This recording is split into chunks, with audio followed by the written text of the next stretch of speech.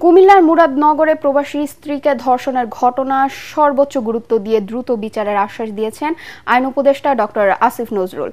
এদিকে ঘটনার মূল আসামি গণধোলাইয়ের শিকার ফজর আলীকে আদালতে তোলা হয়নি, তবে ঘটনায় জড়িত অপর 4 জনকে আদালতে আনা হয়েছে। ধর্ষণের শিকার নারী জানান, ধারের 50,000 টাকা দিতে না পারায় তার উপর নির্যাতন চালায় অভিযুক্তরা। এর আগে ঢাকা ও কুমিল্লা সহ বিভিন্ন স্থানে অভিযান চালিয়ে 5 জনকে গ্রেফতার করে পুলিশ।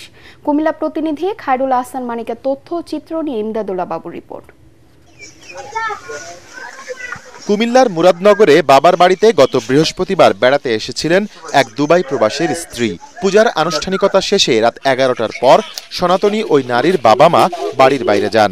এই সুযোগে অভিযুক্ত ফজর আলী বাড়িতে ঢুকে ওই নারীকে ধর্ষণ করেন।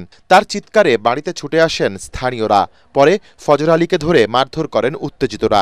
কেউ কেউ ওই সময় ভিডিও ধারণ করে সামাজিক যোগাযোগ মাধ্যমে ছড়িয়ে দেয়, যা পরবর্তীতে টক অব দ্য কান্ট্রিতে পরিণত হয়। পরদিন শুক্রবার ভুক্তভোগী নারী বাদী হয়ে মুরাদনগর থানায় ধর্ষণ মামলা করেন। আসামিদের ধরতে শুরু হয় অভিযান। এ সময় ভিডিও ধারণ ও ছড়িয়ে দেওয়ার সাথে জড়িত সুমন, রমজান, আরিফ ও অনিককে কুমিল্লার বিভিন্ন জায়গা থেকে গ্রেফতার করে পুলিশ। আর স্থানীয়দের গণধোলাইয়ের শিকার ফজর আলী আত্মগোপনে যাওয়ার চেষ্টা করলে রাজধানীর সায়েদাবাদ থেকে তাকে গ্রেফতার করা হয়। জানা যায়, মূল আসামি ফজর আলী একসময় স্থানীয় আওয়ামী লীগের রাজনীতির সাথে জড়িত ছিলেন। যারা নির্যাতন করছে তাদের মধ্যে আমরা 4 জন গ্রেফতার করেছি এবং বাকিদের গ্রেফতারের চেষ্টা অব্যাহত আছে।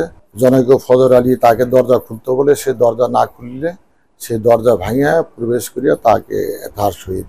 ভুক্তভোগী নারী জানান, ফজর আলীর সাথে টাকা ধার দেনার সম্পর্ক ছিল তার। বৃহস্পতিবার পাওনা টাকা আদায় এসেছিলেন ফজর। ওই সূত্রেই বাড়িতে ঢুকে তাকে ধর্ষণ করেন অভিযুক্ত। ফজর আলীর সাথে সম্পর্ক ছিল, মানে টাকা আনছিলাম।